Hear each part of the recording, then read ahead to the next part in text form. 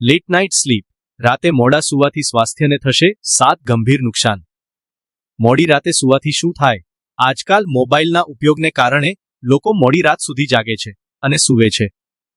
આ આદત સ્વાસ્થ્ય માટે હાનિકારક નીવડી શકે છે. તો ચાલો મોડી રાતે સૂવાથી સ્વાસ્થ્ય પર કેવી નકારાત્મક અસર થાય છે તેના વિશે જાણીએ, જેથી આપને યોગ્ય જાણકારી મળી રહે. સ્વાસ્થ્ય પર અસર. ઊંઘ પૂરી ના થવાથી શરીરનું સંતુલન બગડી જાય છે, હોર્મોન અસંતુલિત થાય છે અને સ્વાસ્થ્ય પર નેગેટિવ અસર થાય છે. મગજની કાર્યક્ષમતા પર અસર. મોડી રાતે સૂવાથી યાદશક્તિ અને ફોકસ કરવાની ક્ષમતા નબળી પડે છે. આ સાથે જ દિવસભર થાક અને એકાગ્રતામાં કમી અનુભવાય છે. એનર્જીની ઉણપ. ઊંઘ પૂરી ના થવાથી શરીરમાં સતત થાક રહે છે અને દિવસભર એનર્જીની ઉણપ વર્તાય છે. આ સાથે જ કામમાં મન નથી લાગતું. હાર્ટના સ્વાસ્થ્ય પર અસર.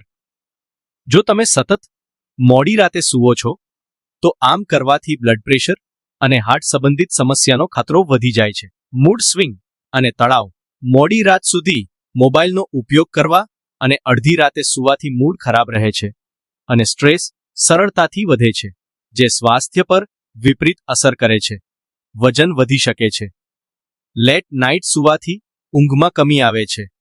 ઊંઘ પૂરી ના થવાથી ભૂખ વધે છે, જેના પરિણામે શરીરમાં ફેટ જમા થવાનો ખતરો વધી જાય છે, જેનાથી વજન વધી શકે છે. ઇમ્યુનિટી નબળી પડે.